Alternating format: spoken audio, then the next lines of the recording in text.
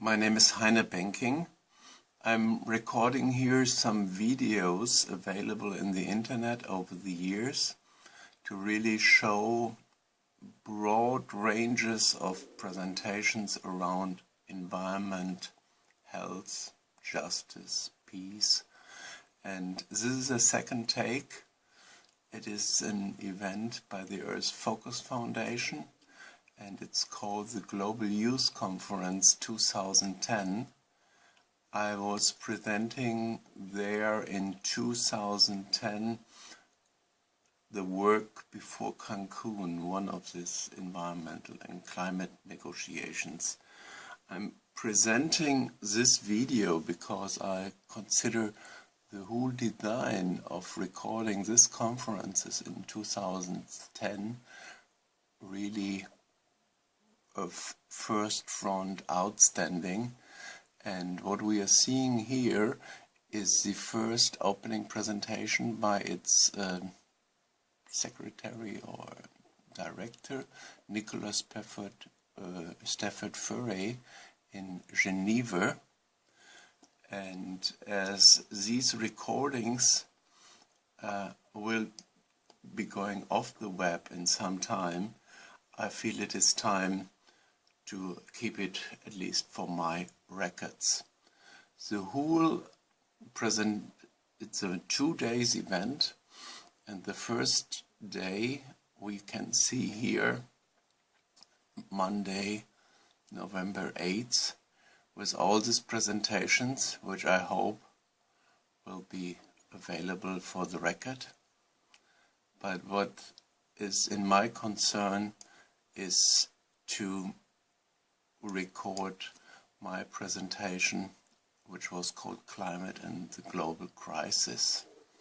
So you see it's an advanced software where you can play with the system. So you can move the windows, you can zoom in, move to other sessions, record various figures or slides. So as you see, it's something very special, sophisticated, done before for the World Economic Forum and other environments, and in this case it was made available for a youth conference.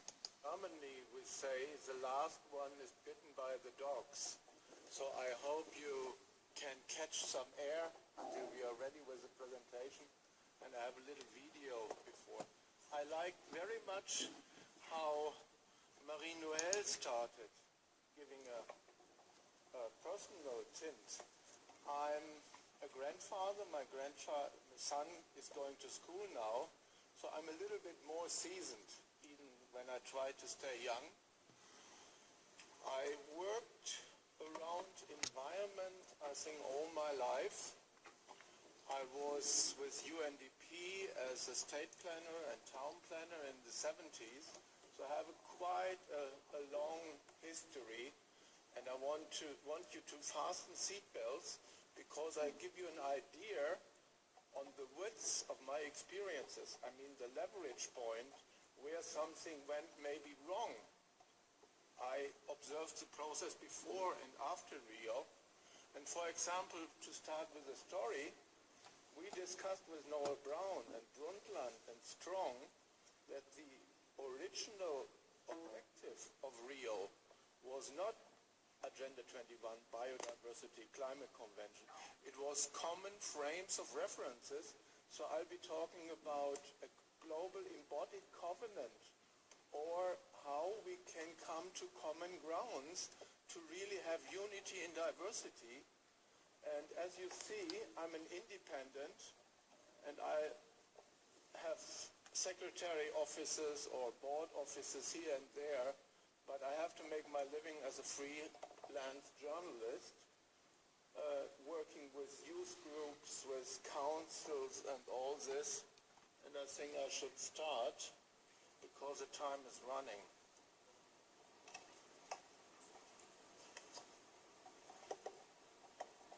It is As you see here, I have a broad spectrum. I'm in informing and education, transforming politics, but also engaging in active protest, social innovations. All this, I think, are needed. And when we are, for example, we are also at ECOSOC, when we were campaigning for years, when we, for example, were campaigning 5 years at CSD, I mean before CSD 15, to really have crisis in official UN documents, then you see the blind spots. We don't have the words. And so people are fighting over words or turfs or jargon. And being also such a campaigner, I do a lot of things. Here are the documents where we show that it is possible to influence agendas. And we, for example, at CBD, CSD, and all this alphabetic noodle soup, we do media delegates dialogue because we had the problem in Rio that the civil society was 30 kilometers or miles apart to really have the people together in true dialogue. And that's something I'm focusing in a moment. This is a slide from a gentleman or a couple of gentlemen I have to greet you for. It's from the Berlin conference with the International Human Dimensions Program, all this international IPCC and all these groups. We were meeting 3 weeks ago in Berlin, and I really summed up all what they proposed for Cancun, and which is available for you in my workshop tomorrow. So this is, he is from Brown's University. His name is Anil Najam. He has really beautifully summed up all the challenges of mitigation and all this. And all this is so important.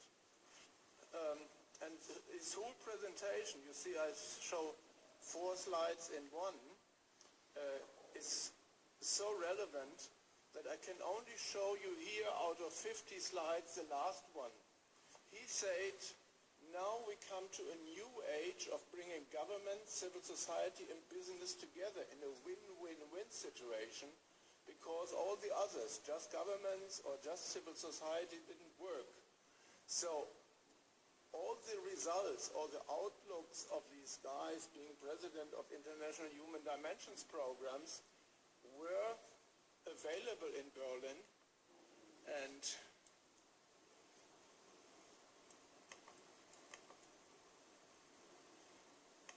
I want to go to a very important slide which really was important for me from 1990 to 1992.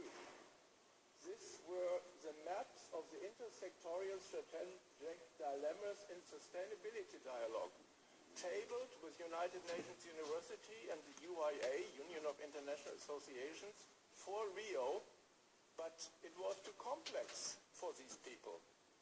And so they were perplexed, and they've been putting it away. We are in our discussions, bracketing and whatever you experience when you later go to such conferences, we try to make it simple. And all too often, people do oversimplifications and then do overclaims. And this is very dangerous. And I was just trying to tell you there's a chance of an in-between that we can see how things might be connected and might be connected in role plays. For example, in 17 years ago, we played a stage on an imaginary mystic magical sea called Madrigal Sea, where people like Bill Eichbaum from WWF was playing the politician when he actually was director of quality. So this is a very interesting video, maybe for tomorrow. I'm only putting it out to tell you, if you want to solve a problem, take your own viewpoint out. Not just step back, but maybe go onto a mountain or see it with a bird's eye. And I wanted to, again, go back to Marie-Noël. Yes, this planting is there. The Indians, the Chinese, all these cultures have been doing it before. at the UN Climate Summit, you see it there, Trees for the Climate, all was tabled to really show that we have to confront and not neglect the issues. Another really dear important step I want to focus you on, it's now in European policy newsletters or websites. 40 years ago, the founders of the Club of Rome clashed. They were all gray elephants, I mean all very wise and very deep and very scientific, but they couldn't agree on what is the system. So they clashed. A year later, they clashed again, and they had a bifurcation. They separated because suddenly computers were there, and then they wanted to just make models, prognostic futures we call it, but without normative and participatory futures. I mean, asking the questions, looking for the frames, looking for the values, doing really deliberations, we just don't overcome this Babylonic language problem. So what this co-founder of the Club of Rome, Christakis, did at that time showed the problematique and the predicament of mankind. The two reports written before they even called it Club of Rome were to really show how these are interlinked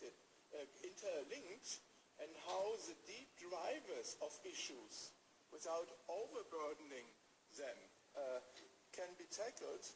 And we just had a meeting with this guy who is still alive, working now with the chiefs of Indian tribes and Maori tribes and management consultants to really go into Obama vision or making peace projects in Cyprus and now in Israel and with Palestine to really tackle the issues we call it problematique.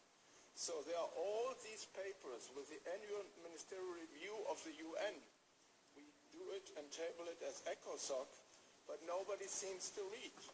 And from my point of view, I think it is necessary to revisit the original mandates of UN, G7, OECD to harmonize information. Maybe this is important for you to know. We have standardization. We can only do in one sector, in one language, by one discipline. And we have homogenization. So you put everything in one pot and steer it. Then you have total confusion. Or you have, like in a tea, harmonization, which is looking for comparability. And this comparability mandate we had in the early 80s. I was a metadatabase expert at that time. Not to be proud, but to show you they screwed up the whole project and it was discontinued before the internet arrived. Maybe today it wouldn't happen anymore. To really bridge something in another area, in another culture, in another domain, on another level, to really concretely discuss the scales, proportions, consequences. So these oversimplistic ideas, everything is a tree or a leaf, is not enough. These are slides we presented in the Survival Academy in Copenhagen. And this is my background, all good for tomorrow. So you see, I'm a geoscientist who looked very early in environmental design to find schemas to bridge something which is not compatible and find orientation ways to really structure and find and combine impulse, symbols, icon, and index. The three signs, the semiotic people talk about this. Or develop conceptual superstructure, because political sciences is saying we have a level problem, so we cannot integrate the local, the regional, and the global. But in 1990, in the German Chancellery, local as a term was coined by the founder of the Global Change Exhibition. Unfortunately, it didn't reach the media because we had our chancellor meeting Mr. Gorbachev, because the wall had come down. So you see how political issues are very important to really understand what is going on. I invite you, I'm a technician, engineer, I I'm part of this effort here of an international encyclopedia of systems and cybernetics. I mean, such 6 volumes where each term is explained who means what by system or by leverage point or any kind of system term. Is he a medicine guy or is he a climate guy? Is he a lawyer? Because if we don't clear the concepts in their context, what we did around terminology research and metadata with UNESCO, we'll never get anywhere. Excuse me. I have to jump here. So you see, today a very interesting term was missed from Copenhagen. It was Copenhagen. We did a large alliance around diets and lifestyles and animal rights and human rights and water and soil. So it is very important that we are not getting lost. Permaculture is very, very important. But the water, the soil, all the basic conditions have to be understood as well. So I recommend Professor Repo, hydrology expert, to really look into the water cycles.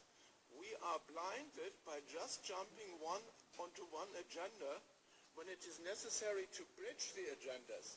Life is not as simple as this. Climate change, yes or no. You see, I have a friend who wrote this book, 5 million years global change. Important is how fast that change. As a town and state planner, we said, okay, we can develop that country, but should it be in 5 generations or in 5 years? And that is a very, very difference. We have to be aware, because otherwise this contrarians come up and say, oh, it doesn't exist. They just don't give the references. So what we did in Copenhagen in the Survival Academy, and I was all these 10 days in the European Environmental Agency, because there were not the riots and the real people came and we could discuss RED and all this. We make in Canada with the Council of Global Issues and ITEC, we are there registered at ECOSOC, we make recommendations, and one of this, it's 9, propose plant-based diets, and more important, restructure soils and doing organic agriculture like town farming, street farming. So all these presentations here to look through the old processes of terra preta and biochar into how the composting has been possible, including the human and animal excrements, closing the circle of CO2 and phosphor. And phosphor is more important even than anything else, and we have much less phosphor than you think. So you see, at this Berlin conference, I asked Professor Töpfer, and he said, yes, I fully agree with you. CO2 is not a waste. It is an asset. And he's been also all his life looking for a cycle economy. And what that means, maybe it's a spiral economy, but not just putting everything out we cannot understand. So for example, about all these human created critical gas emissions, the CO2 in natural processes is gigantic. And if we would really use again this terra preta biochar processes like the Indians in South America, the Incas, the Spanish didn't understood. It was a black gold, not the golden gold. These are possibilities to really have a biocarbon sequestration. And only 4 years ago, the people at University in Bayreuth found out what these old women have been doing to really have not just composting and permaculture, but really having, through this milk acid fermentation, very, very soon futile grounds. And when these people look deeper, not only into the water cycle, but also into the whole cycles of decay and composting, then there are great challenges. Planting tomatoes on your roof in New York, or planting trees, all this we need, maybe on various levels, and use all energies. And this was a question we asked Töpfer, it's all written. Last thing, because the time is really running, the Nobel Peace Laureate meeting was mentioned in Berlin. It was very interesting because it was called Breaking Down New Walls. We had parallel the session with Google. They said now all walls are dissolved, and I asked them, how about the language walls? Because French and Russian and whatever Google, it is not connected. And the meaning of a word, my mother always told me, don't do what I say, do what I mean. Has to be really made concrete. And so at this meeting, we have been posing out, next slide I show the reference to the Club of Rome meeting in Amsterdam, that Elinor Ostrom, who was about to receive the economic Nobel Prize, 4 weeks later for her lifetime work, was really showing, as you see it here, what is needed. It has to be mix of scales, multi-perspective. All this, we have discussed it. And her predecessor in Bloomington, all these people with Herman Daly, people have been working on. But the turf is always that people want to do their thing. And I had lots of fights that Amnesty International and Greenpeace couldn't arrange in certain projects because it has to fit into their mission. So what I wanted to show here, this is Mr. Dunlop, Ian Dunlop, Club of Rome. He said we need new thinking. And so we were playing new language, new culture, new science. We have to make it concrete. And this concretion and how we do it, what we consider maps, and that we come to other words, not just footprint, but handprint and mindprint. Footprint was developed in India.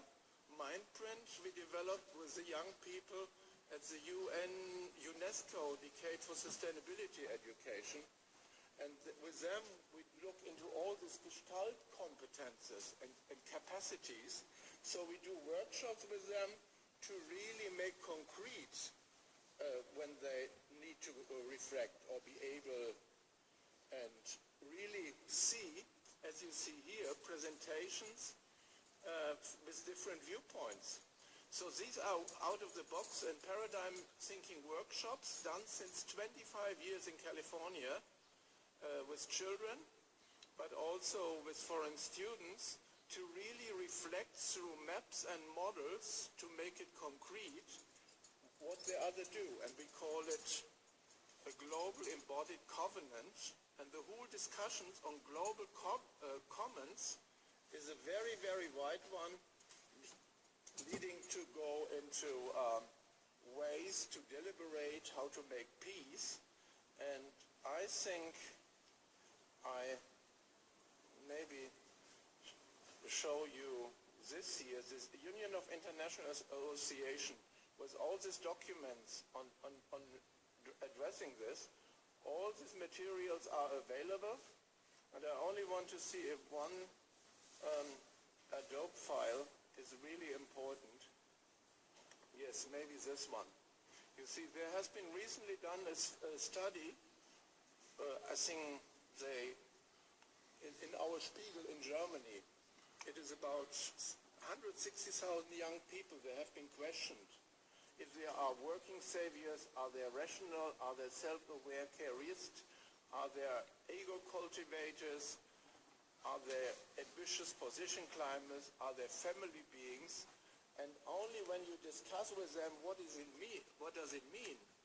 Are you talking here about a me model, an ego model, or a we, a you, a they, and the other model, and sketch it and really show how the positions connect, and that you can take the me position now and tomorrow take the we position, then you come maybe to agreement even when you cannot agree, but you find a modus vivendi like we need to do in peace making. This is a slide from the Tagora-Einstein Council I didn't meant to show now. Well, I think the youth is there. There are youth groups in 20 languages spreading positive news. They were founded at Expo. They are there since 20 years. We have to bridge all this. I mean, there were great efforts I've learned about today. I think they should come together and they should stand by stand. And this UN harmonization project I just mentioned, our mandate was to bring together. And the citation from an educator, Mr. Collett, was, much is known, unfortunately, in different heads. So if we don't leapfrog and step out of the physical world and try to bridge imaginary and tangible and futuristic and concretely discuss it, we come to fight, fight, fight. And the last thing, it's just 1 minute, but I really would like you to have a look at it. Stage 1 communication.